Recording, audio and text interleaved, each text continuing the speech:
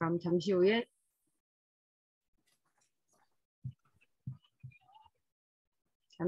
수업 시작하겠습니다.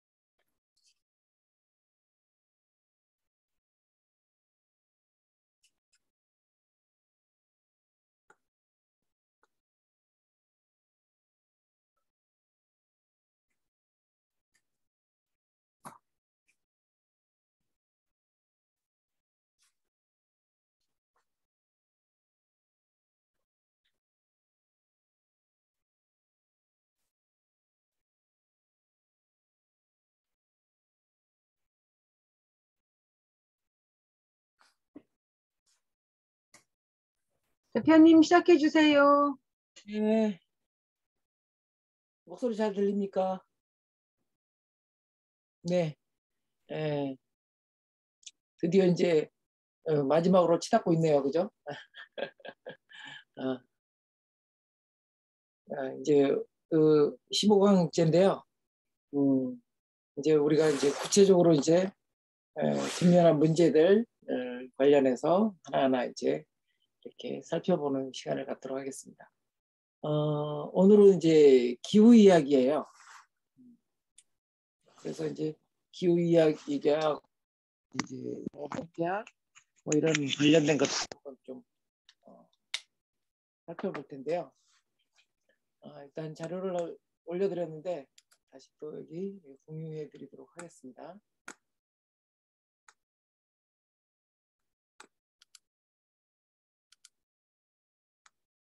네, 잘 보이시죠?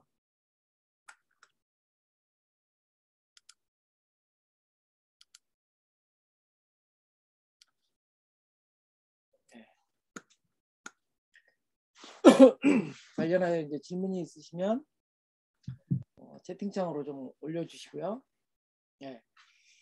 우리가 이제 첫 시간에서 했던 내용 중에서 이제 기후 변화, 그러니까 이제 토종 씨앗이 왜 중요한지 얘기하면서 기후 변화라든지 토질의 변화라든지 이런 것을 통해서 오랜 기간 동안 우리 이런 환경에 적응한 그런 이제 산물이 이제 토종이라는 얘기를 했습니다. 그런 의미에서 또 지금 이제 우리가 직면하고 있는 게 기후와 관련된 이슈들이 굉장히 많아요. 그래서 이제 이런 것들을 우리가 어떻게 이제 바라봐야 될지 하나하나 짚어 나가도록 하겠습니다. 제가 또 이제 그 한살림에서 논학교 토론회 때도 좀 얘기했던 내용이기도 하고 해서 구체적으로 이제 우리가 생태 농업을 하는 분들이잖아요. 모두들 다 생태적인 가치를 추구하는 분들이기 때문에 기후 문제를 많이 아시는 분도 계시고 그러겠지만 함께 좀 짚어보는 시간을 갖도록 하겠습니다. 우리가 이제 일기 얘기하면서 그때 한번 기후라고 하는 문제, 한자로는 이렇게 쓰거든요. 기후. 그때 이제 기자가 24절기의 기자하고 24절기가 15일 간격이죠. 그 15일을 3으로 나누면 5일 간격이 된다 그랬어요. 그 5일 간격을 후라고 한다 그랬어요. 말씀드렸죠, 그죠? 그래서 24절기의 기자와 그것을 3으로 나눈 기간 5일 간격이 후. 그래서 그걸 합쳐서 기후라는 말이 생겼어요. 그래서 이제 보면 기후. 그래서 이제 이 5일 간격 그러면 무슨 의미가 있느냐? 이제 5일장의 기준이 되는 거죠. 그러니까 뭔가 농작업에 있어서 반복적인 작업들이 이루어지는 기간이 후예요. 후. 그러니까 만약 이제 고추를 따야 된다. 고추를 따야 된다. 아니면 빨간 고추를 따야 된다. 그러면 5일 간격으로 따는 거예요. 수확을. 5일을 딴다. 5일은 이제 뭐 매일같이 따는 경우도 있지만 옛날에 작물들은 되게 이제 5일 간격으로 작업을 했나 봐요. 수확 작업을. 그러다 보니까 5일 간격으로 수확물이 나오잖아요. 그러다 보니까 5일 간격으로 장이 서는 그런 이제 지금 현재 전국에 5일장이 굉장히 많이 없어지기도 했지만 아직도 이제 번성하는 이유는 여전히 이제 그런 후라고 하는 그런 농업 사이클이 그대로 이제 유지되고 있다라고 보는 거죠. 그다음에 이제 또 이 후하고 달리 순이라고 하는 게 있다 그랬어요, 그죠? 우리 달력에서 보면 상순, 중순, 하순. 이 순은 무슨 개념이라고 했죠? 기억하시는 분 계시나요? 순. 그건 전 지구적인 물순환 사이클이에요. 그러니까 우리가 바다에 있는 물이라든지 뭐 이런 구름이라든지 이런 것을 이제 보고 살아서 그런데 전 지구적으로 물이 바닷물이 비로 내리는 기간이 10일 간격이에요. 전 지구적으로. 그러니까 저 엄청나게 저 많은 물들이 어떻게 말라서 비로 내리지? 이게 이제 상상이 안 가잖아요, 그죠? 네. 근데 실제 그렇게 진행이 되고 있어요. 전체 지구의 바닷물은 10일 간격으로 바싹 말랐다. 10일 간격으로 물이 비로 내리는 거예요. 네, 양인자 선생님 왜?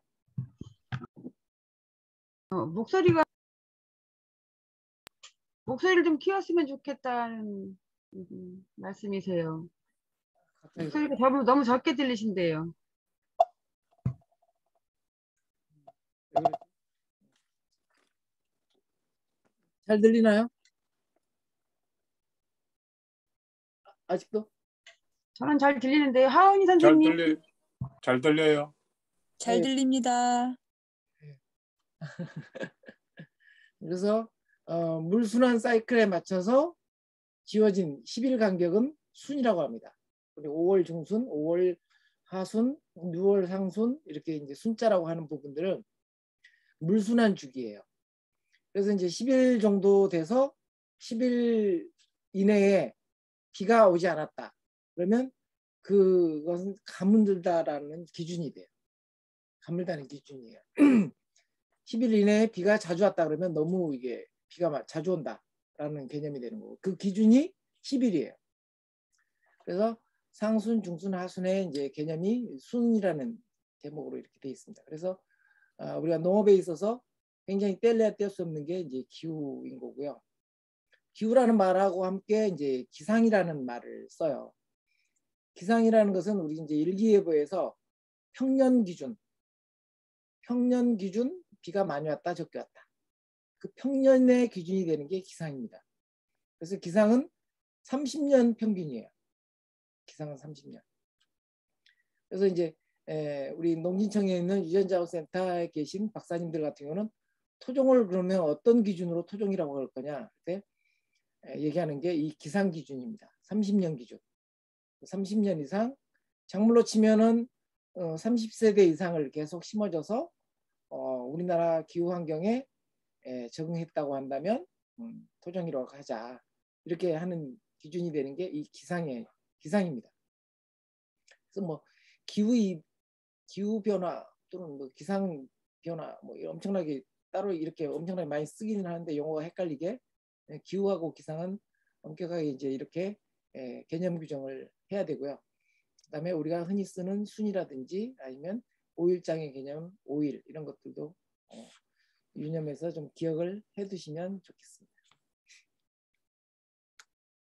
그러면 이 기후가 우리나라나 아니면 이 지구가 이 환경에 오랫동안 적응할 수 있었던 가장 중요한 조건이 되었던 것은 이 얘기를 해요. 골디락스 존에 있기 때문이다. 골디락스. 네, 우리 이제 동요 있잖아요. 곰 3마리가 한 집에 있어. 엄마 곰, 아빠 곰, 애기 곰 이런 노래 부르죠.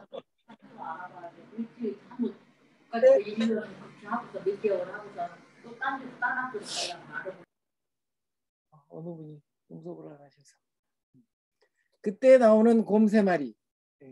곰 3마리가 있는데 이 이제 동화책을 보면 곰이 이제 어느 꼬마네 집에 갔는데 이제 집에 갔더니 딱딱한 침대가 있고, 그다음에 아주 그 따뜻한 침대가 있고, 그다음에 폭신한 침대가 있고, 이 세 가지가 있는데 그 침대 중에서 이제 폭신한 침대에 들어가서 잤다. 스프도 있는데 차가운 스프가 있고, 그다음에 아주 뜨거운 스프가 있고, 그다음에 아주 적당한 스프가 있었는데 적당한 스프를 먹었다. 이런 개념에서 적당한 것을 선호했던 그 곰 세 마리의 이야기들을 이제 따서 우리 지구가 태양으로부터 적당한 위치에 차지하고 있었기 때문에 이게 사람이 살 수 있는, 문명을 이루고 살 수 있는 그런 기준이 되었다라고 얘기를 해요. 그걸 이제 골디락스 존이라고 합니다. 물론 이제 요즘은 골디락스 존이라는 말을 뭐 주식 투자에도 쓰고 여기저기도 써요. 그러긴 하지만 일단 기후와 관련된 골디락스 존은 지금 현재 이 모양이죠. 위에 있는 모양이에요. 태양에 있어서 수성, 수금, 지화, 목토, 천해명 뭐 이런 식으로 이제 이렇게 쭉 있죠. 자, 보시면 이제 수성과 금성은 태양에 너무 가깝기 때문에 살 수 있는 조건이 안 됐던 거고, 대신에 이제 지구하고 지금 화성은 그 이제 거주 지역 안에 있는 거예요. 그래서 뭐 화성 탐사 계획을 엄청나게 많이 세우는 이유도 화성은 살 수 있는 환경이고 그렇기 때문에 이제 거기에 살려고 그러는 거죠. 근데 지금 현재 태양의 모습인 거고, 앞으로는 어떻게 되냐면 이 태양은 점점 팽창을 하고 있어요. 점점 팽창을 하고 있어요. 그래서 적색 거성이 됐다가 나중에 지구하고 태양계 전체를 삼켜요. 그런 다음에 수축해서 커다란 다이아몬드로 일생을 끝냅니다. 태양 수명은 그렇게 돼요. 보면 이제 태양이 이렇게 팽창을 하니까 벌써 수성과 금성은 없어졌죠. 태양이 삼킨 거예요. 그런 다음에 이제 지구는 불바다고, 그죠? 화성도 불바다예요. 이때쯤 되면 골디락스 존이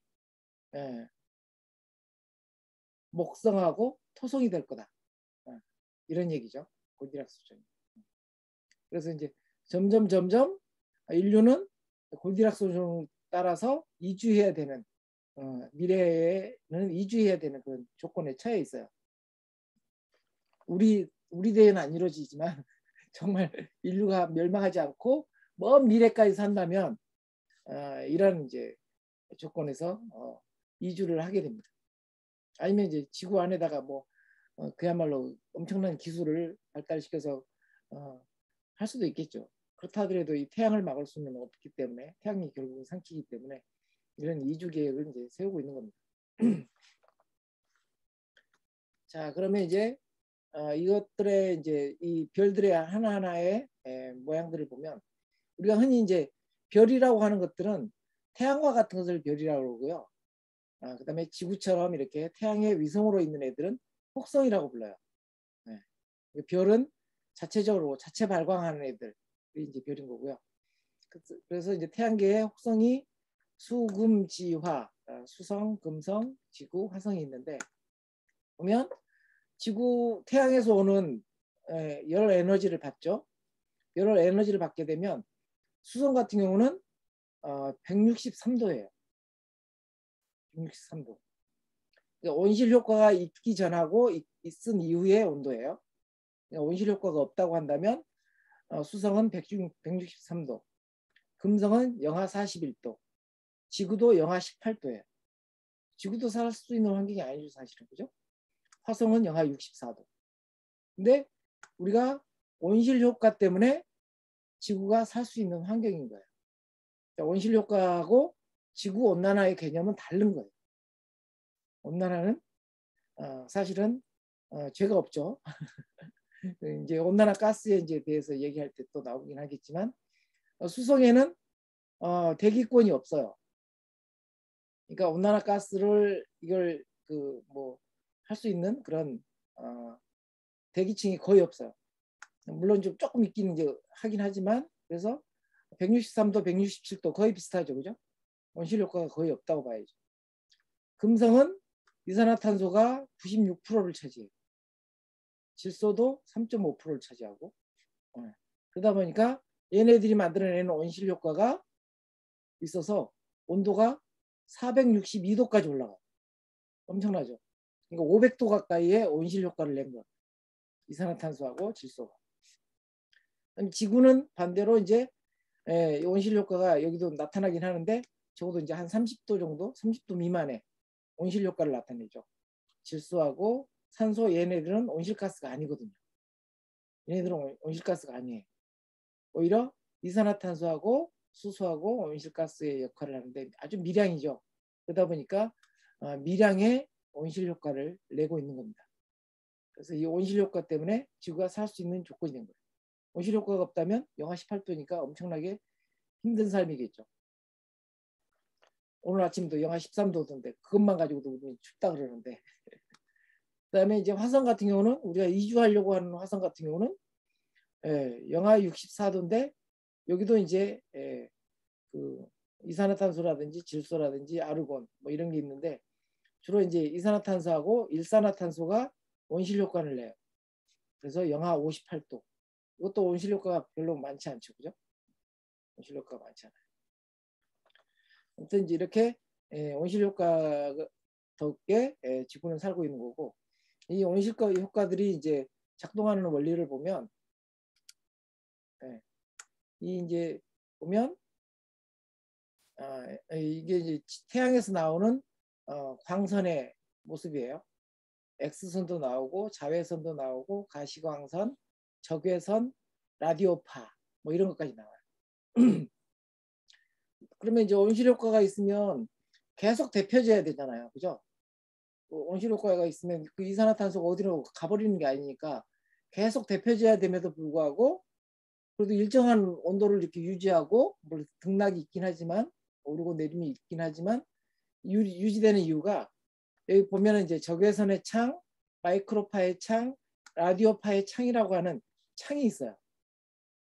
이 창을 통해서 온실 효과가 우주로 빠져나가요. 우주로 빠져나가기 때문에 어느 정도의 온도가 일정하게 유지되는 거죠. 근데 이제 주로 이제 온실을 가두는 역할을 하는 것은 물하고 이산화탄소예요. 수증기하고 이산화탄소. 그러니까 원소들은 이제 나중에 분자 구조를 보기는 하겠지만 하나의 원소로 되어 있는 그 분자들은 이런 그 온실가스 효과가 없어요. 온실가스가 효과가 없는데 대신에 이제 두 개의 원자, 탄소하고 산소 두 개하고 만난 게 이산화탄소잖아요. 그죠? 두 개의 원자가 만들어진 분자는 그 연결고리가 길어요. 그래서 지구에서 내뿜는 적외선들을 얘가 이 운동 에너지로 바꿔요. 이산화탄소가. 그래서 운동 에너지로 바뀌어서 얘네 혼자 진동하면 괜찮은데 옆에 있는 멀쩡한 산소나 질소 얘네들은 단원자 분자잖아요. 그러니까 온실가스가 아닌데 얘네들까지 흔들어 버려요. 그러다 보니까 이 운동 에너지가 다시 지구로 다시 내려오는 그게 이제 온실 효과의 정체입니다. 물도 이제 분자 기호로는 H2O죠, 그죠? 수소하고 산소 두 개로 이루어진 두 개의 원자로 된 물질이기 때문에 얘도 온실가스예요. 근데 보통 이제 온실 효과로 보면 수소가 그 물이 수증기가 차지하는 온난화 효과가 거의 60% 정도 돼요. 반면에 이제 이산화탄소는 한 29% 정도 돼요. 그러니까 수증기가 훨씬 더 온난화 효과는 커요. 근데 수증기는 또 반대급부로 태양에서 오는 에너지를 이렇게 반사시키는 가림막 역할도 하잖아요. 그리고 대기 중에 있는 지표에 있는 온도를 이렇게 떨어뜨리는 온도 흡수의 역할도 해요. 그러다 보니까 물은 사실은 온난화 가스이긴 하지만 주범이 되지는 않아요. 주범은 이산화탄소인 거죠. 지금 온난화 가스로 지목받고 있는 원소들은 이산화탄소, 메탄, 그다음에 아산화질소, 그다음에 수소불화탄소, 과불화탄소, 육불화황 이렇게 잡혀 있습니다. 가장 이제 큰 문제 여기서는 H2O는 뺐죠, 그죠? 물을 뺀 이유는 아까 말씀드렸듯이 또 다른 피드백의 역할들을 또 하고 있기 때문에 물은 이제 뺀 겁니다. 여기서 보면 이제 이산화탄소는 운송, 뒤에 또 나오긴 하지만 운송이라든지 그다음에 석유라든지 석탄이라든지 이런 것을 떼서 배출된 오염물질로 인해서 만들어진 게 이산화탄소고, 메탄은 메탄하고 아질산염 같은 경우는 이 두 가지는 농업에서 차지하는 분야가 많아. 이 메탄하고 아질산염. 메탄 같은 경우는 특히 이제 논농사라든지 물을 가둬놓고 하는 농사, 이렇게 습지에서 주로 배출되는 게 이 메탄이고, 아질산염은 주로 이제 화학 비료, 우리는 이제 생태 농업을 하니까 여기에 대한 책임은 없죠 사실은.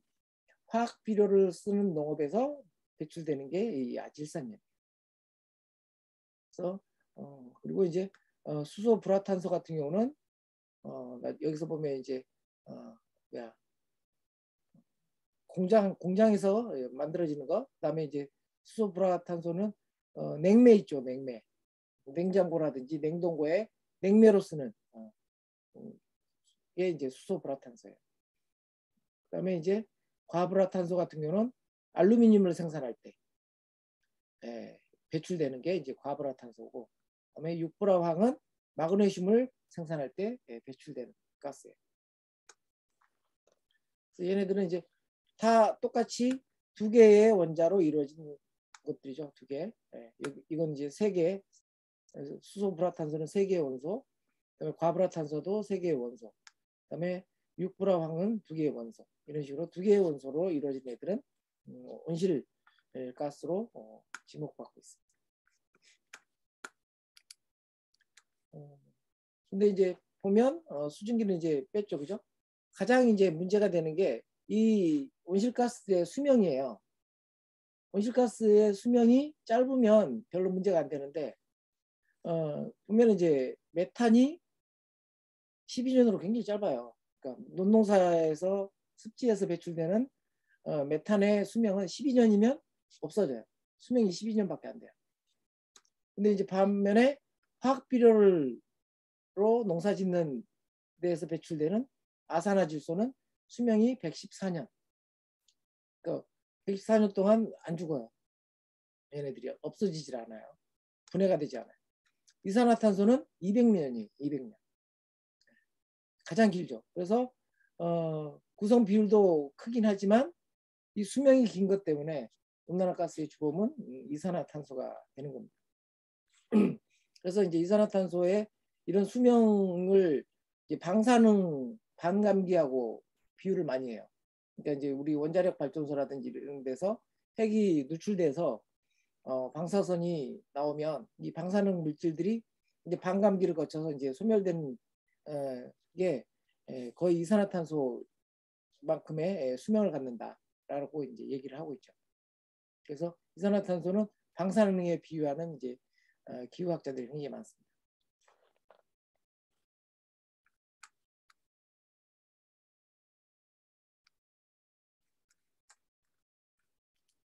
그동안 이제 지구 1000년부터 지금 이제 2012년까지 예 이제 이산화탄소의 레벨을 나타내는 이제 사이트가 있어요. 여기다가 이제 클릭을 하면 2022년 1월 오늘 날짜인 13일까지도 나옵니다. 정확하게 측정을 해서 이렇게 나오는 표예요. 여기 밑에 있는 이제 그 사이트 URL을 이렇게 카피해서 놓으면 여러분의 컴퓨터에서도 이제 볼 수가 있습니다. 지금 현재 이산화탄소 레벨이 어느 정도 수준인지 보시면 근 1000년부터 1900년까지 900년 동안 거의 일정했죠, 그죠? 일정했어요. 근데 이게 실제로는 60만 년 동안 일정했다고 그래요.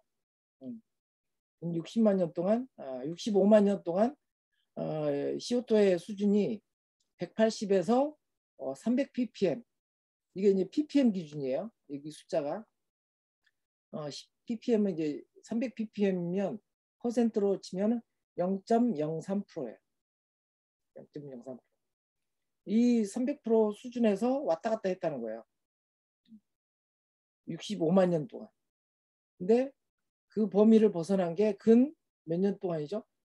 근 100년 동안. 근 100년 동안 그것을 엄청나게 뛰어넘어서 지금 현재 400ppm을 넘어선 온난화가스의 증가량을 보이고 있습니다. 그래서 이제 IPCC라고 국제 이제 환경 관련된 기구가 있는데 IPCC에서 예언하기로는 21세기 말 금세기가 끝날 때쯤에는 490ppm에서 1260ppm까지 늘어날 거다. 이렇게 이제 예언을 하고 있어요. 근데 이제 전 지구적으로 보면 이 이산화탄소는 감소 추세에 있었어요. 아까 이제 태양이 점점 팽창해서 이렇게 지구를 삼키는 지경까지 되면 점점 이산화탄소는 줄다가 한 150ppm까지 감소하고 150ppm이 마지노선이에요. 식물이 살 수 있는 마지노선이 150ppm입니다. 그래서 이제 150ppm을 밑으로 떨어지게 되면 우리는 이제 인류는 멸망하는 거죠. 근데 이제 지금 현재 이게 증가하고 있는 것은 전체적인 지구의 생애 주기에 맞춰 봤을 때 엄청나게 늘어난 거고 역행하고 있는 모습을 보고 있는 거예요. 여기 이제 재밌는 그림이 있죠, 그죠? 과학자라든지 환경단체들이 이렇게 접시에다가 개구리를 넣고 천천히 물을 데피면 뜨거운지 모르잖아요, 그죠? 그러다가 임계점이 지나면 삶아지죠, 그죠? 둥둥 떠오르겠죠. 그러다 보니까 과학자라든지 환경단체들은 계속 이제 지금 현재 지구 온난화에 대한 위험에 대해서 경고하고 있는데 이것에 대해 제대로 모르는 사람들은 이것에 대해서 굉장히 방관하고 있는. 어쩌면 이제 선진국 같은 경우도 마찬가지죠. 선진국들이 가장 먼저 이산화탄소를 배출했음에도 불구하고 그런 이제 문제들에 대해서 해결책을 내놓지 않고 그야말로 이제 폭탄 떠넘기듯이 개발도상국이라든지 저개발국에 뭐 이산화탄소를 이제 상품화해 가지고 배출권 장사를 해먹는다든지 이런 이제 뭐 폭력을 이제 자행을 하고 있기도 해요. 그래서 금세기 내에 우리가 이제 지켜야 될 마지노선 400ppm 정도고, 그다음에 2도를 넘지 않는 기온 상승 효과가 2도를 넘지 않도록 하는 게 굉장히 큰 과제예요. 근데 우리나라는 벌써 1.4도를 넘어섰어요. 그러니까 우리나라 다른 외국에 비해서 우리나라의 온난화 속도는 굉장히 빠른 편인 거예요.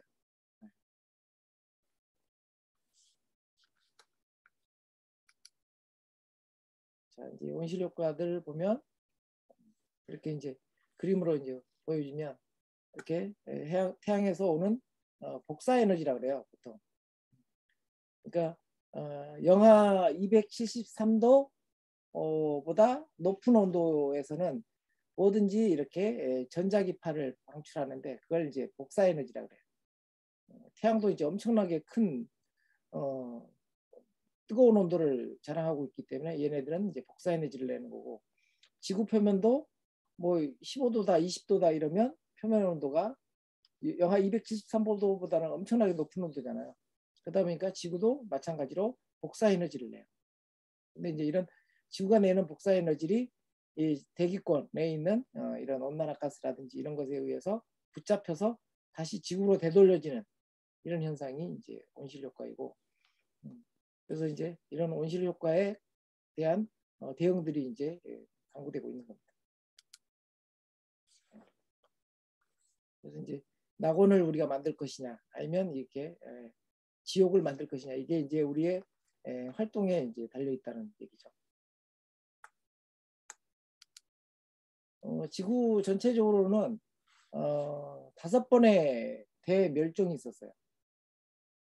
5번의 대멸종이 있었어요. 여기 보면 이제 뭐 캄브리아기, 오르도비스기, 실루리아기, 대봉기, 석탄기, 페름기, 트라이아스기, 쥐라기, 백악기, 제3기, 제4기, 신생대 이제 3기, 4기 이런 데 이르기까지 보면 이제 대멸종이, 생물종의 수가 확 줄어드는 대멸종이 있었어요. 이때 대개가 이제 뭐 화산이 폭발한다든지 아니면 운석이 충돌한다든지 아니면 빙하기가 온다든지 뭐 이런 기후 기쁜 사태에서 이런 이제 멸종 사태가 벌어진 거죠. 근데 이제 인류가 10,000년밖에 안 되긴 했지만 10,000년 이내에도 마찬가지로 그런 어떤 역사적인 대격변들은 엄청나게 많이 이루어졌어요.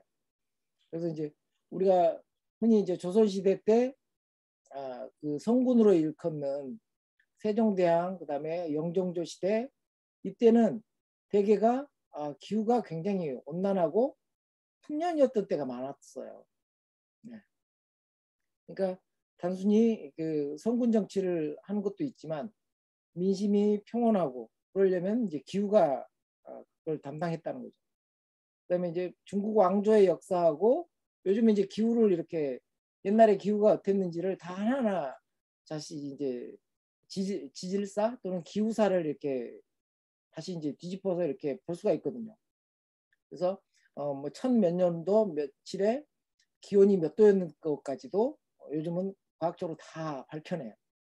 그렇게 하다 보니까 중국 왕조라든지 그다음에 우리 이 한반도에 있어서의 왕조들의 흥망도 마찬가지로 기후하고 뗄래야 뗄 수 없는 관계라는 것을 밝혀냈어요. 고려가 망하던 때 엄청난 이제 그 가뭄이 왔었고, 그다음에 이제 뭐 신라 통일 신라가 망할 때 엄청난 이제 추위로 인해서 농작물이 얼어 죽는 그런 사태가 있었고 이런 것들을 다 밝혀내요. 그러니까 이 기후 문제는 이제 하나의 이제 정치 문제이기도 하고 사회 문제이기도 하다라고 하는 것을 알 수가 있죠. 이제 외국의 예를 들면 이게 이제 기후 저항으로 인한 이제 한 나라가 물속에 잠긴 예예요. 네. 이게 이제 도거뱅크라고 해가지고 지금 이제 영국하고 네덜란드 사이에 있는 바닷속 섬이에요. 이게 바닷속 섬이에요. 지금은 이제 바닷속 섬이니까 여기다가 풍력발전소를 엄청나게 만들어놨죠. 장관이죠, 그죠? 바닷속에 있긴 하지만 깊지 않으니까 거기다가 이렇게 풍력발전소를 엄청나게 만들어놨어요. 여기가 이제 도거뱅크인데 이 도거뱅크가 만들어지게 된 계기가 뭐냐면 이제 이 빙하가 차지하고 있던 이 그 북반구의 빙하들이 하나둘 이제 녹기 시작하면서 빙하가 녹으니까 이제 곳곳에 이제 커다란 물웅덩이들이 만들어져요. 이걸 이제 모레인 호수라고 그러거든요. 이 모레인 호수들이 방죽이 터지면서 엄청나게 이 바다로 쓸려 내려와요. 그러면서 쓰나미가 일었던 거예요. 쓰나미가 이니까 이 쓰나미가 엄청난 큰 파도잖아요. 그 큰 파도가 섬을 삼키고 섬에 있는 흙이나 토양이라든지 이런 것들을 다 침식시키면서 물속에 가라앉힌 거예요. 이제 산꼭대기도 이제 침식이 되겠죠. 엄청나게 큰 파도가 와서 쓸어버리니까 그것도 이제 거의 한 달 또는 2달에 걸쳐서 지속적인 그 쓰나미가 몰아치니까 결국 섬 하나가 완전히 이렇게 물속에 잠긴 경우예요. 그 외에도 우리가 이제 그 아일랜드의 이제 감자 대기근이라든지 이런 것들도 결국은 이제 이런 기상 이변을 통해서 벌어진 거죠.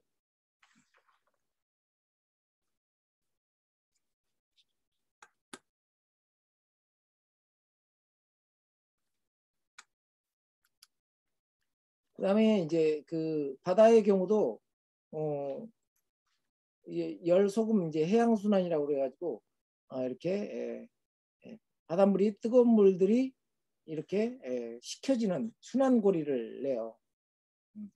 그래서 이제 빙하 쪽이 있는 데는 이제 민물이 많고 그다음에 이제 적도지방에는 짠물이 많고 근데 이 염도도 정확하게 전지구적으로 이렇게 평행하게 해주는 열순환고리들을 만들어내고 있어요.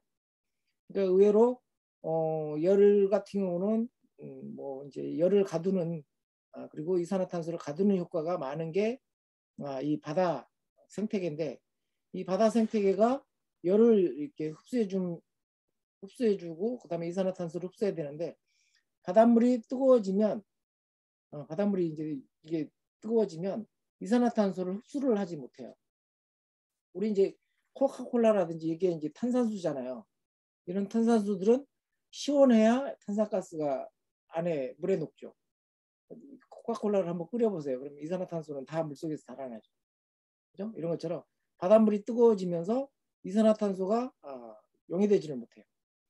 이산화탄소가 용해되면 이산화탄소가 들어가서 물속에 있는 이제 칼슘하고 결합을 해서 조개들의 이제 껍데기도 되고 뭐 이런 식이 이제 돼서 이 바다를 굉장히 생태계를 유지하는 데 이용이 되는데 이산화탄소가 녹지 않고 이 칼슘이 이렇게 결합이 되지 않으면 바다가 산성화돼요.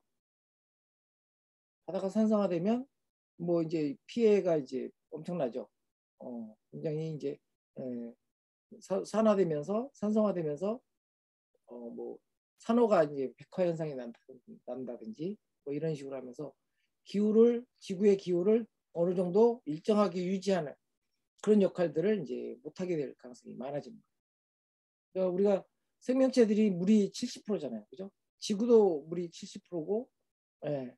그래서 모든 생명체는 물이 수분 70%예요. 식물도 마찬가지로 물이 70%를 차지해요. 전체 무게에.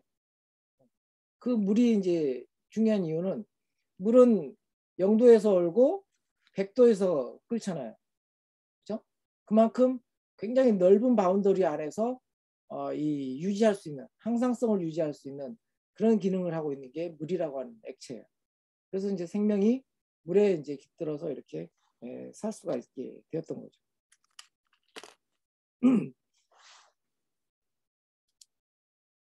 자, 이제 여기 지구 전체적으로 보면 어떤 이산화탄소가 증가하는 부분과 이게 흡수되는 부분. 우리가 이제 작물이 이제 이산화탄소를 고정해서 이렇게 자기 식물을 만든다든지 과일을 만든다든지 이런 것을 이제 싱크라 그래요. 싱크. 어디다 가라앉는다는 거예요. 저장. 그다음에 이제 이런 이제 저장되는 양하고 그다음에 이것들이 이제 저장되지 않고 공기 중으로 다시 날아가는 그런 양을 이제 비율을 이제 보는 거예요. 그러면 이제 여기서 보면 흙이 순수하게 탄소를 가두는 양은 이제 3 정도 되고, 그다음에 이제 이게 이제 광합성으로 이루어지는 거죠. 그다음에 이제 다시 호흡을 통해서 배출하는 것도 있죠. 아니 식물이 이산화탄소 호흡을 하는데 왜 배출하지? 식물의 뿌리는 산소 호흡을 하잖아요, 그죠? 산소 호흡을 하기 때문에 뿌리에서는 이산화탄소를 뿜어요. 그렇기 때문에 이렇게 뿜어내는 것도 있어요. 그다음에 미생물들도 호흡을 하죠. 미생물들도 호흡을 해서 이렇게 뿜어내고. 그래서 이제 또 이제 이 화학 공장에서 이 석유라든지 옛날에는 이게 다 식물이나 생명체의 잔해였죠. 석유나 석탄이. 그러니까 지구상에 있던 탄소를 이게 그 당시에는 이제 석탄기라고 그러죠. 우리 지질연대로는 석탄기라고 하는 시기에는 이런 어떤 식물 잔해라든지 동물의 잔해라든지 미생물의 잔해를 분해할 수 있는 분해 미생물들이 없던 시대예요. 그러다 보니까 다 이게 지질 격변에 의해서 땅속에 묻히면서 석탄이 되고 석유가 됐죠. 요즘은 미생물들이 엄청나게 창고를 하기 때문에 요즘은 석유 안 만들어져요. 물론 이제 그렇게 만들어지는 극단적인 환경에서는 만들어지겠죠. 아예 무산소 상태인 뭐 호수라든지 아니면 미생물들이 활동할 수 없는 이제 극지방이라든지 이런 데서는 다시 계속 이제 만들어지고 있겠죠. 그렇긴 하지만 대부분의 일상적인 온도에서는 이런 미생물들이 활동하기 때문에 대부분 이제 다 분해가 돼서 소멸이 되죠. 소멸이 된다는 얘기는 그게 곧바로 공기 중으로 돌아간다는 얘기예요. 이산화탄소로. 그다음에 이제 바다에서도 마찬가지로 이렇게 이산화탄소를 흡수해서 칼슘하고 결합해가지고 조개 껍데기가 돼서 나중에 바다에 침전돼서 쌓이면 그게 이제 석회암이 되는 거죠. 석회, 시멘트가 되는 거예요. 그래서 여러분들이 다 조개 껍데기로 집을 지어서 살고 있는 거예요. 시멘트 파서 우리가 그걸로 집을 짓고 있잖아요. 그죠? 조개 껍데기에서 집을 짓고 있습니다. 그래서 이제 안에 흡수하는 거, 그다음에 안에서 다시 배출되는 거, 플러스 2, 마이너스 2, 그죠? 이게 이제 균형이에요. 이게 균형이고 여기서도 3이고 플러스 3이고 이게 이제 균형인 거죠. 근데 이제 균형을 깨뜨리는 게 뭐냐? 이거죠. 지구에서 빨아들이는 거, 흡수하는 게 3이고 배출하는 게 3인데 플러스 3인데 여기도 마찬가지로 플러스 2, 여기서도 2. 그래서 이게 균형이 맞는 게 지금 현재 우리 지구 생태계인데 지금 현재 그 외에 예외의 변수가 하나 생겼죠. 보면 화석연료를 통한 거예요. 화석연료. 그러니까 땅 속에 잠겨 있던 것들을 꺼내 쓰게 되면서 결국은 이렇게 균형이 깨지게 된 거죠. 그래서 이제 대기 중에 전체 양에 있어서 이산화탄소가 연간 이렇게 증가하는 추세를 보면 여기서는 순 증가 추세를 4로 이렇게 표시를 해놓고 있습니다.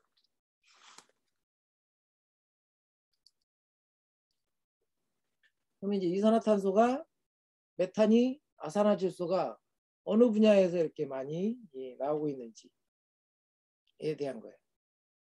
이거는 이제 토탈 개념이고요. 옆에 있는 조그만 이제 표는 미국에서 이제 통계낸 거고요. 이거는 이제 전 지구적인 통계를 한번 이렇게 내봤습니다.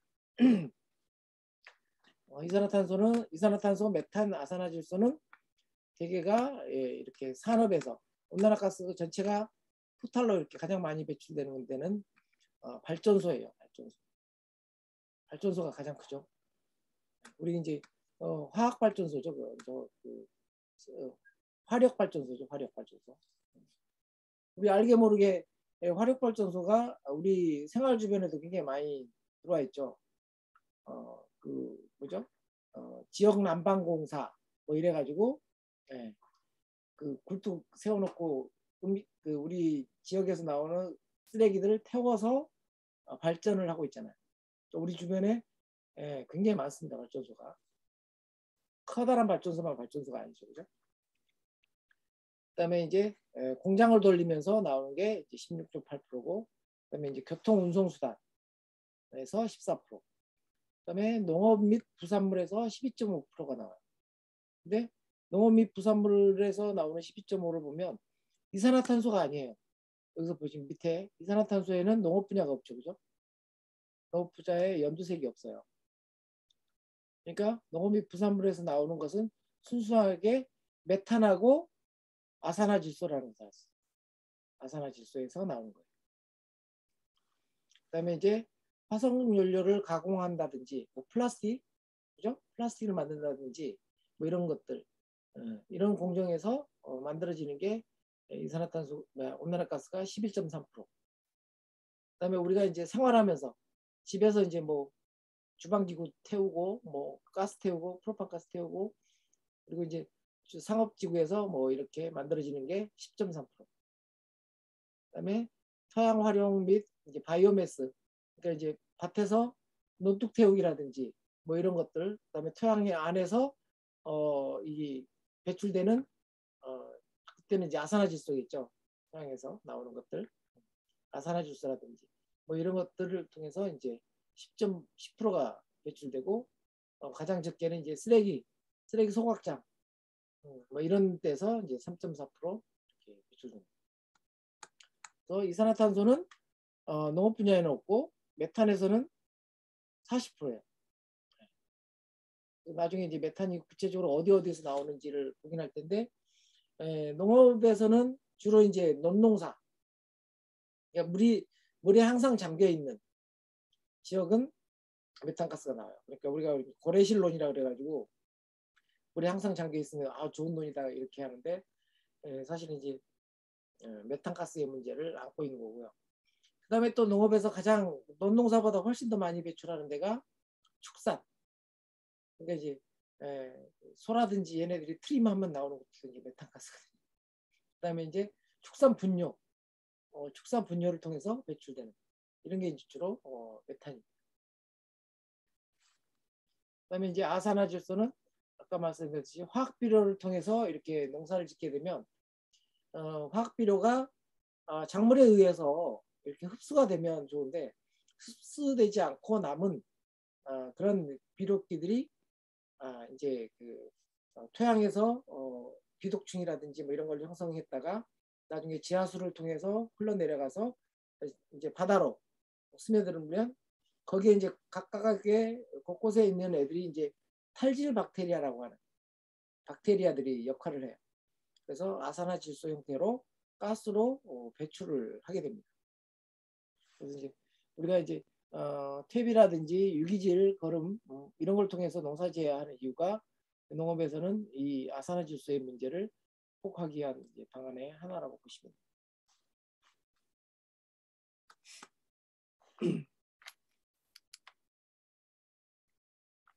그래서 이제 그린하우스 이렇게 가스의 싱크라고 그랬죠, 그죠? 어디에서 가라앉고 어디에서 이게 배출되는지 이런 것들을 이제 보여주는 표예요. 주로는 이제 이렇게 숲을 둔다든지, 그다음에 겨울에도 땅을 놀리지 않고 작물을 심는다든지 이렇게 하게 되면 그리고 이제 또 보존 경운 또는 이제 노후 경운, 무경운 이렇게 했을 때는 탄소를 가두는 효과가 있어요. 탄소를 가둬요. 그리고 이제 이것도 마찬가지로 식물한테 광합성을 통해서 이산화탄소를 흡수해서 이 식물체의 뿌리라든지 잔해들이 땅속으로 들어가게 되면 이것도 이제 토양 내 탄소를 가두는 효과가 있고요. 그다음에 이제 인위적인 방법으로 이런 나무들을 태우거나 없애지 않고 얘네들을 그대로 바이오차라든지 이런 형태로 만들어서 땅속에 가두는 그런 방식도 이제 이산화탄소를 절감할 수 있는 방법입니다. 그 외에는 보면 이제 엄청나게 많이 배출하죠. 이거 이제 가축에서 보면 보면 이제 메탄가스도 나오고 아산화질소도 나오고, 그다음에 여기 축산 분뇨에서도 메탄가스 나오고, 그다음에 여기 그 토양에서 토양 관리를 제대로 안 한다든지 이렇게 되면 이제 아산화질소가 나오는 거죠. 토양 관리를 잘 안 한다는 이유가 이제 수분 관리라든지 아니면 경반 토양이라든지 이런 이제 뒤에 이제 농업 생태학 얘기할 때 이제 나오긴 할 텐데 토양 관리를 제대로 못한다. 이제 완전히 전면 경운을 한다든지 이런 문제에 의해서 빚어지는 게 이 아산화질소의 배출입니다. 그다음에 이제 쌀 수확하면서 논에서 나오는 게 또 이제 메탄이죠, 그죠? 라이스 쌀 같은 경우는 이제 논에서 가둬서 이제 물에 가둬서 이렇게 심기 때문에 그 안에서 이게 영양화되지 못한 탄소들이 메탄이라는 형태로 합성돼서 공기 중으로 이렇게 배출이 돼요. 그다음에 이제 거름 중에서 뭐 이제 그 석회 비료라든지 뭐 이런 것들을 통해서 또 이산화탄소들이 배출되고요. 그다음에 밭에 이제 잔해물이 나오면 그것들을 되게 이제 잔사들을 다 태워버리잖아요. 태우는 것을 통해서도 아산화질소하고 메탄이 이제 배출되고, 그다음에 농업 기계를 통해서도 배출되고요. 그다음에 농업에서도 이제 농업 전기를 쓰기 때문에 이산화탄소가 배출이 됩니다.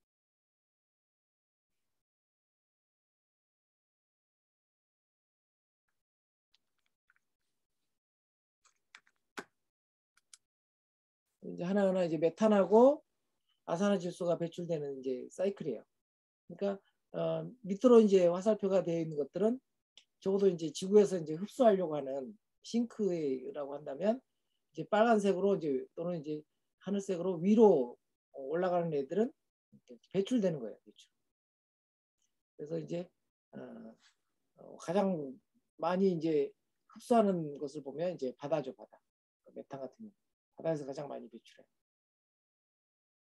그다음에 초지, 그러니까 이제 녹지를 이제 보존하는 보존 녹지의 경우도 메탄가스를 굉장히 많이 흡수하는 역할을 하고요. 그다음에 이제 여기 사막에서도 메탄가스가 이렇게 이산화탄소로 전환되는 그런 역할을 해요. 그래서 어디에서 여기 이제 젖은 땅이죠, 그죠? 논 같은 경우에는 오히려 메탄가스가 배출되고.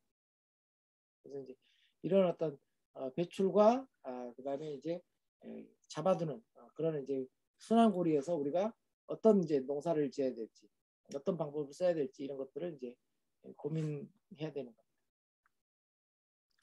마찬가지로 이제 아산화질소만 따로 띄어서 이렇게 보면 아질산, 아산화질소 같은 경우는 이게 이제 이게 이제 생태 농업에 있어서 쓰는 그러니까 토양의 이제 그 유기물이라든지 그다음에 토양의 습도라든지 그다음에 이제 토양 알갱이의 이제 그 딱딱한 토양들의 정도라든지 그다음에 토양 반응, 토양 안에서 이 걸음길을 이제 붙잡아 줄 수 있는 반응, 뭐 양이온 교환 지수라든지 뭐 이런 것들이 이제 충분해야 이런 이제 N2O를 이제 붙잡아 줄 수 있다는 거죠. 그다음에 이제 질소 순환 그 안에서 질소 순환할 수 있는 이제 미생물의 관리라든지 뭐 이런 부분이고요. 이것도 이제 소일 바이오타도 마찬가지로 미생물뿐이에요. 그래서 되게 이제 땅의 관리, 토양 관리에서 탄소를 붙잡아 놓는다는 얘기는 그걸 이제 부식이라고 그래요. 부식. 토양 내에 부식이 풍부해야 이런 질소와 관련된 입자들을 붙잡아주는 거예요. 그래서 탄소는 이제 팔이 4개가 있거든요. 팔이 4개가 있어서 뭔가를 이렇게 붙잡아주는 능력이 굉장히 커요. 그게 이제 토양 안에 많이 있으면 유익한 이제 거름이라든지 이런 것들을 붙잡고 있겠죠. 근데 이제 그런 것이 떨어지면 빗물에 의해서 쓸려 내려가는 용탈이 되는 거죠. 용탈이 됨으로써 결국 이제 바다로 쓸려 내려가서 다시 공기 중으로 배출되는 그런 것을 볼 수가 있어요. 그래서 이제 아질산 배출원들을 막기 위한 농사법 이게 이제 하나의 카테고리가 될 수 있겠죠. 그래서 이제 여기는 번역을 안 해놨네 내가 보존 경운이라는 뜻이고요. 그다음에 이제 그 커버크랍 녹비 작물들을 심는 작업들, 그다음에 유기물 퇴비 활용량 이런 것들이 이제 하나의 이 아질산염을 없앨 수 있는 그런 이제 대안적인 어떤 농경 방법이 되겠죠.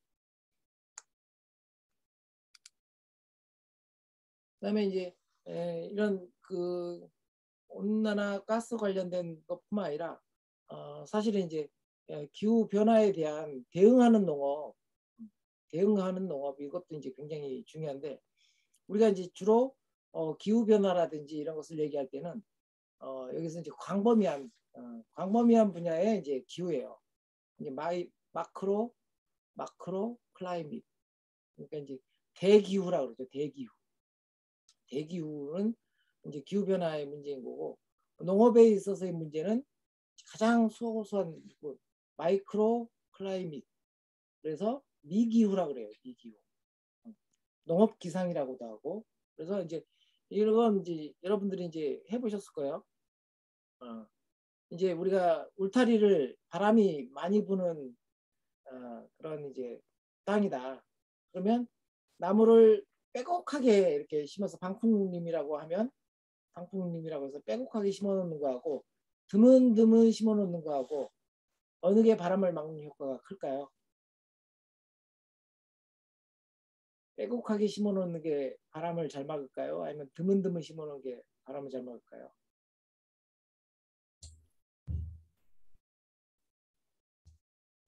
드문드문 심어놓는 게 바람을 잘 막아요. 바람이 드문드문 심어놓은 사이를 통과하면서 서로 옆에 있는 바람을 간섭을 하거든요. 이런 게 이제 미기후예요.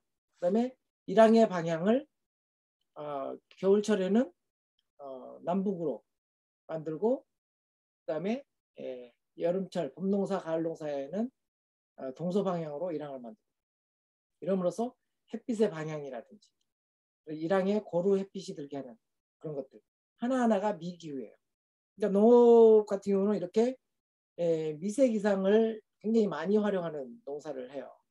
근데 이제 이런 미기후마저도 이렇게 이제 대기후가 망가지면 굉장히 어려움을 겪게 되겠죠. 그래서 이제 이런 이제 대기후와 미기후 간의 이제 관계들을 하나하나 이제 따져서 농사법들을 만들어 나가는 게 우리가 이제 다음 시간에 얘기할 농업 생태학이라고 하는 분야입니다. 그래서 일단은 이제 하나하나 조금씩 그 맛보기로 이렇게 보여드리면 생태 농업은 어떻게 기후 온난화를 극복할 수 있는가라는 이제 주제예요. 그래서 이제 첫 번째 이슈가 이제 적응이라는 건데, 그래서 이제 주로 규제를 통해서 천연 자원, 그러니까 화석 연료라든지 이런 것들을 포함해서 대한 에너지라든지 이런 것에 활용에 있어서 굉장히 시너지적인 활용들, 그러니까 이제 한 분야만을 이제 집중하는 게 아니라 이것들이 서로 결합해서 훨씬 더 나은 효과를 낼 수 있는 그런 활용들이 고민돼야 된다는 거예요. 그리고 이제 농생태학적인 방법과 효율적인 이제 관계 시스템. 그러니까 이제 물 부족, 이제 가뭄이라고 하는 것도 이제 지금 이제 기후 변화에 있어서 굉장히 큰 이제 주제로 떠오르고 있거든요. 그래서 이제 효율적인 관계 시설이라는 얘기는 물을 어떻게 활용할 것이냐라고 하는 거예요. 그다음에 이제 재배 시스템에 있어서도 탄력성을 이제 향상시키기 위해서 토지 토양 관리라든지, 그다음에 이제 섞어짓기라든지 공생 계획이라든지 뭐 이런 것들을 이제 하는 거예요. 그다음에 또한 이제 이런 농업에 대해서 농부들이 이제 적응할 수 있도록 농부들도 훈련이 돼야 되는 거죠. 기후 변화에 맞서서 이런 기후 변화를 어떻게 대응할 건지에 대한 농사법들 이런 것들이 이제 만들어져야 되는 거고요. 그다음에 또 하나는 이제 거버넌스라고 하는 거예요. 거버넌스는 이제 국가 지원 프레임을 짜는 건데, 그러니까 이제 농부 한 명 한 명이 해서 이게 이루어질 수 있는 게 아니라 이건 전 국가적인 문제, 전 지구적인 문제인데 이것들을 이제 지원할 수 있는 프레임워크가 이제 구축이 돼야 된다는 거고, 그래서 이제 국가에서 책임을 물어야 되고 국가에서 이제 쓸 수 있는 자원들을 농업 생태 농업을 장려한 방향으로 활용이 돼야 된다. 아까 얘기했듯이 아질산염, 아산화질소, 아산화질소는 우리가 초래한 그 농업에서 초래된 그런 온난화 가스이기 때문에 이에 대한 대책을 만들려면 당연히 생태 농업이 돼야 되고, 이것이 개인 농가의 노력으로 이루어지는 게 아니기 때문에 국가 지원 프로그램이 돼야 된다는 거고요. 그다음에 이제 소비자라든지 뭐 이런 부분들까지 만약 이런 농업 분야에 나선다고 한다면 먹거리 체계에 대한 장기적인 계획들이 나와야 된다는 거예요. 그러니까 우리나라에서도 이제 각 지자체별로 푸드 플랜, 그래서 이제 먹거리 체계를 짜고 있는 그런 지자체들이 굉장히 많아요. 그런 것을 통해서 이런 기후 변화라든지 소비자들이 변화되지 않으면 결국 생산자들도 어려움이 있다는 거죠. 그래서 생산자, 소비자 그리고 그런 것들을 이제 정책 위반자라든지 이런 부분들이 함께 나서서 이렇게 좀 노력을 해야 된다는 거고요. 그다음에 이제 그 먹거리 공급 체계 같은 경우는 이렇게 이제 식량 부족이라든지 식량에 문제가 나오면 가장 큰 피해를 보는 사람들은 어차피 저소득층이라든지 혜택을 못 받는 사람들일 수밖에 없어요. 제가 이제 본책 중에 뭔 얘기가 나오냐면 한번 읽어볼게요. 인류가 지금 현재 10억 톤의 곡물을 소비하고 있대요. 10억 톤에 65억, 70억 인구죠. 70억 인구가 10억 톤의 곡물을 소비하는 동안에 똑같이 10억 톤 정도를 동물의 먹이로 만들고 있대. 먹이로 먹이고 있대. 축산이죠, 축산. 그만큼의 양을 동물의 먹이로 먹이고 있고, 그래서 동물 10억 톤의 곡물을 먹여서 1억 톤의 고기를 생산한대요. 10분의 1이 고기로 나오는 거예요. 그리고 3억 톤의 가축 분뇨가 나온대요. 그래서 이제 이 16억 톤 정도의 곡물을 매년 이제 16억 톤 정도가 10억 톤에서 16억 톤의 곡류가 매년 가축에게 먹여지는데 OECD 국가들만 하더라도 매주 화요일 매주 하루씩 고기 없는 날을 정해서 지킨다면 올 한 해 배고른 사람들을 모두 먹일 수 있는 1억 2천만 톤의 식량용 곡물이 여분으로 생길 수 있다고 해요. 그래서 사실은 이제 식량 위기는 민주적이지 않아요.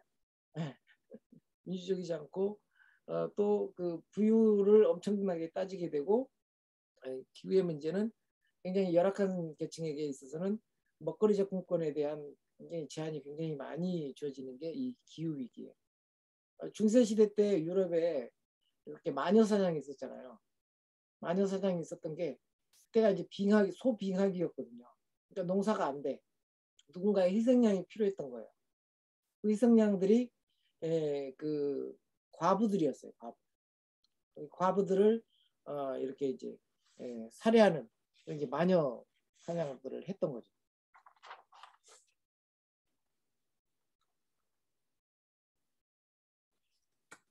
두 번째로 이제 생태 농업이 기후 온난화를 극복하는 방법에 있어서 회복력을 키우는 노력이에요. 회복력. 이제 회복력이라고 하면 그런 이제 충격이 기후 위기라든지 기후 쇼크라고 하는 이런 충격들이 이제 이게 거대하게 한꺼번에 이렇게 밀려오는 게 아니라 국지적으로 지역적으로 이렇게 이루어지고 있기 때문에 이런 것들에 대한 긴급한 대처와 그것에 그 대처하고 나서 나왔던 피해를 바로 회복하는 그런 회복력을 키우는 건데 그런 회복력을 키우기 위한 이제 가장 큰 방법이 먼저 이제 다양화. 우리가 이제 종다양성이라든지 뭐 이런 것들을 얘기하는 거죠. 그래서 이제 지금 현재 여기서 나오는 게 이제 맞춤형 이제 뭐 토종종자를 사용하고 그다음에 재배 패턴이라든지 또 제품의 다양화 그리고 생물 다양성들을 장려하는 이런 방안들이 이제 고민돼야 되는 거. 그리고 이제 또한 회복 탄력성을 기르기 위해서 전통 지식을 활용하는 방안들을 이제 마련해야 되는데 더 나은 회복력을 위한 이제 기초는 이것을 오랫동안 이제 유지해 왔던 전통 지식들에 굉장히 많이 배울 것이 있다. 그러니까 우리가 조선 시대 때 뭐 이런 전통 농업을 배우는 이유는 조선 시대 때는 뭐 화석 연료도 없었고, 그죠? 석유라든지 석탄도 없었을 테고, 그다음에 화학 비료라든지, 그다음에 이제 이런 화학 비료 이런 것도 없었기 때문에 그 시대에 어떤 농업으로 우리가 이런 그 먹거리 문제를 해결했는지 이런 전통 지식들을 발굴하고 이것들이 이제 과학적으로 지금 현재 우리가 사용할 수 있는지를 이제 증명을 해서 함께 이제 이렇게 공유하고 이렇게 나누는 그런 일들이 있어야 된다는 거죠.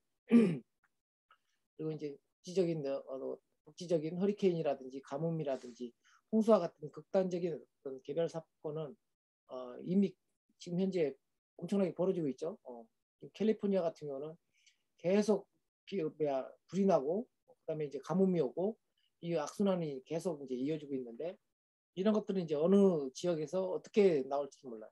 작년 같은 경우 중국 같은 경우는 뭐 스촨성인가 거기에 엄청난 폭우가 와서 뭐 모르는 소식통에 의하면 또는 이제 비밀 소식통에 의하면 중국의 식량 창고가 다 쓸려 내려갔다. 뭐 이런 얘기를 하시는 분도 계시던데 이게 이제 국지적으로 이제 다양하게 벌어지고 있는 이런 어떤 가뭄의 유형이라든지 이런 것에 빨리 이제 적응하고 회복하기 위해서는 주로 이제 이렇게 대단위의 농업이 아니라 소농 위주의 농사들 이런 것들을 통해서 빨리 회복할 수 있는 그런 가능성들을 많이 열어놓은 노력들이 이제 되어야 된다는 얘기입니다. 그다음에 이제 세 번째 카테고리로는 이제 완화.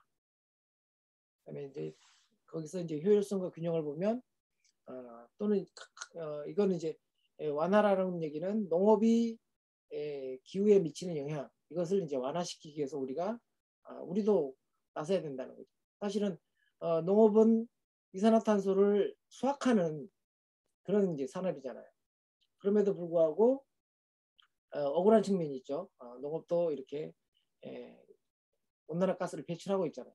이산화탄소도 뭐 수송을 통해서 이제 수송을 통해서 장거리 유통을 하게 되면 당연히 차량을 통해서 이렇게 공급이 되다 보니까 이산화탄소도 배출하고, 그다음에 논농사라든지 이런 걸 통해서 메탄이 나오고, 그다음에 화학 비료를 사용해서 아까 얘기한 아산화질소라든지 이런 것도 배출되고, 이런 것들을 이제 적어도 농업에서도 어느 정도 이걸 완화하기 위한 이제 조치들을 이제 취해야 된다라고 하는 게 이 완화의 이야기입니다.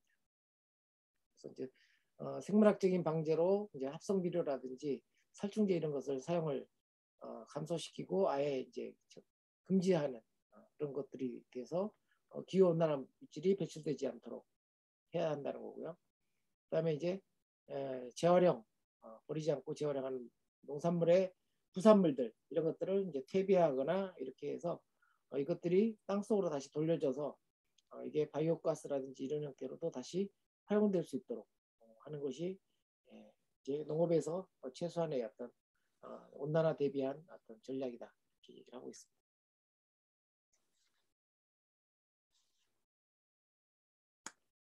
자, 거의 다 끝까지 왔습니다. 자, 제가 오늘 이제 그 말씀드린 내용들은 책 3권에 있어요. 기후의 힘이라고 하는 이제 바다 출판사에서 최근에 나온 박정재 서울대 지리학과 교수가 쓴 책이고요. 그다음에 나는 풍요로웠고 지구는 달라졌다. 이거는 이제 그 호프 자런이라고 옛날에 제가 한번 책 소개했던 이제 랩걸이라고 하는 식물학자예요. 이 사람이 랩걸 썼던 이제 호프 자런이라는 사람이 쓴 나는 풍요로웠고 지구는 달라졌다라는 책이 있고요. 그다음에 아까 뭐 기후의 용어라든지 그다음에 기후를 통해서 우리 지구의 역사가 어떻게 바뀌었는지, 사람들이 이 왕조의 흥망의 역사라든지 이런 것하고 관련해서 쓴 책이 파란 하늘 빨간 지구입니다. 파란 하늘 빨간 지구를 보면 아까 제가 얘기했던 기후가 24절기에서 나온 기자라는 거, 후가 이제 뭐 오일 간격인 것도 여기서 이제 잘 설명해요. 조철호라는 분이 그 우리나라 기상 관련된 기구의 짱까지 했던 분이에요. 그래서 이제 기후 온난화 대비해서 우리가 어떤 행동을 해야 되는 건지를 잘 얘기하고 있고요. 그다음에 나는 풍요롭고 지구는 달라졌다. 여기는 이 환경 재앙은 민주적이지 않다. 그래서 그 피해는 고스란히 약자에게 돌아갈 것이고, 그렇다면 해야 될 것들은 이런 불평등을 해소하기 위한 것들, 이런 것들도 기후를 극복하고 우리가 더 나은 기후 환경 속에 살 수 있는 방법을 찾는 데 도움이 된다라고 하는 것들을 이제 다루고 있습니다. 기후의 힘 같은 경우도 좀 여러분들이 좀 3권 중에 한 권만, 기후의 힘하고 파란 하늘 빨간 지구는 2권 중에 한 번만 보셔도 되고요. 나는 풍요롭고 지구는 달라졌다는 다들 보셨으면 좋겠어요. 읽기 쉽게 되어 있고요. 전문 용어도 별로 안 나오고요. 제가 여기서 강의하는 것보다 훨씬 더 재미나게 써져 있는 책들입니다. 여러분이 이제 우리가 생태농업을 하고 있기 때문에 사실은 이제 기후 운동을 하고 있는 거라고 또 마찬가지라는 생각이 들어요, 여러분. 기후 활동가로서 활동을 하시려면 이런 좀 책은 좀 한번 봐주셨으면 좋겠다는 생각을 했습니다. 제가 준비된 것은 여기까지 마치도록 하겠습니다. 질문? 네, 질문 올라온 거 많이 있으니까 확인해 주세요. 질문 많아요? 채팅창을.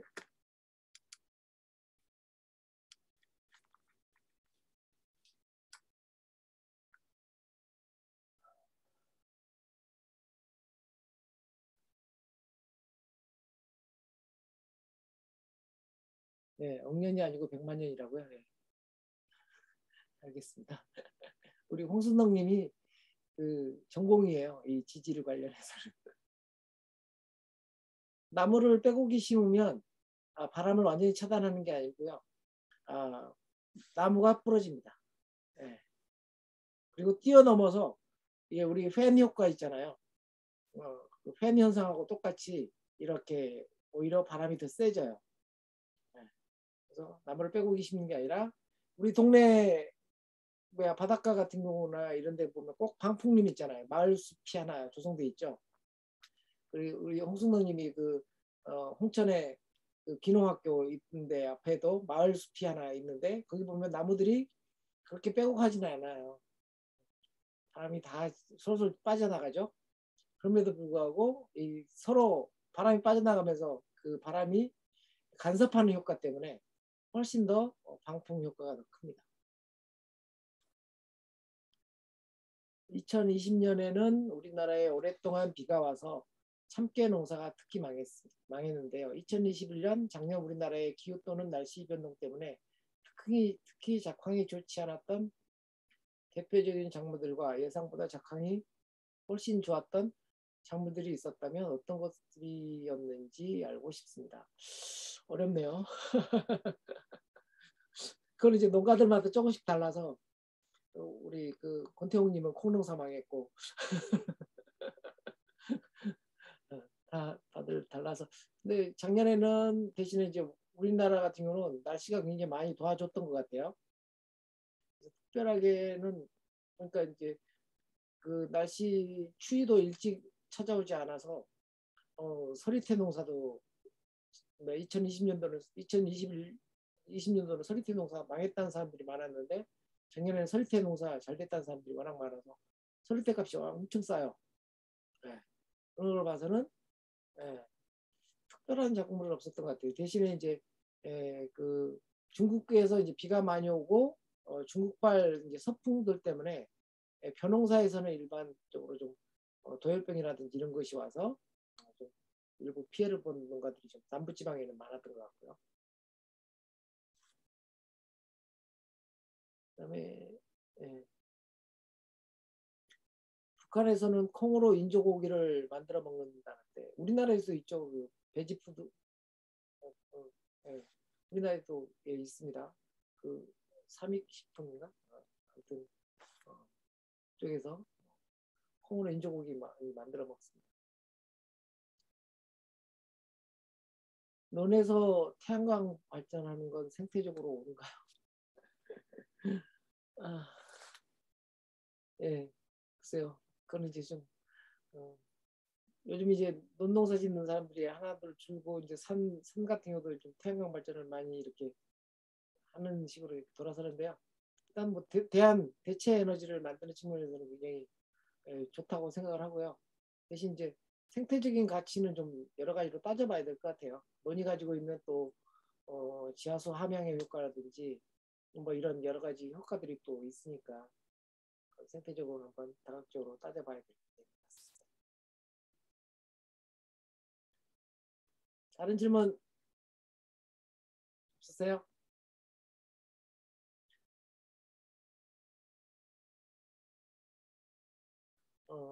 요즘 이제 기상 예측 같은 경우는 뭐 사실은 이제 변수들이 워낙 다양하게 많아서 뭐 슈퍼컴퓨터 사달라고 전화대도 제대로 못 맞추잖아요. 슈퍼컴퓨터 사줘도.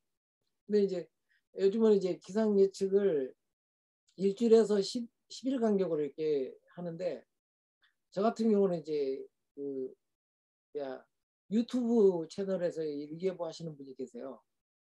그분이 이제 거의 10일 매일같이 이제 기상 방송을 하는데 10일 간격으로 해주고 그다음에 이제 영국 기상대, 미국 기상대 정보를 가져와서 영국, 미국, 한국, 일본 기상대 것을 다 가져와서 이렇게 보여주는데 그분의 예측이 상당히 맞더라고요. 나중에 누군지 알려드릴게요. 근데 이제 사실은 기상 관련해서는 굉장히 변수가 많아서 언젠가는 이제 되겠죠.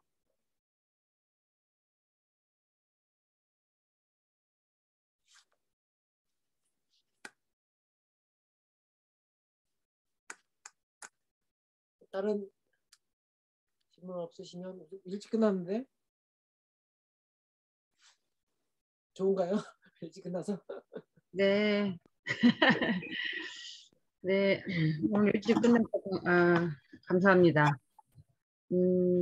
따로 카페에 이거 자료 올리기가 좀 어려워서 못 올리니까요. 대표님이 카톡에 올려주신 자료 모두 다운받으시기 바랍니다. 이렇게 오랫동안 화면 보면서 강의하시는 대표님도 힘드시겠지만 수업 듣는 분들도 많이 힘들 것 같아요. 손바닥 많이 비벼서 얼굴도 문지르시고 몸 여기저기 좀 때려주시기 바랍니다. 그리고 오늘도 편안하게 쉬시기 바랍니다. 감사합니다. 대표님 고생하셨습니다. 고맙습니다. 감사합니다. 감사합니다.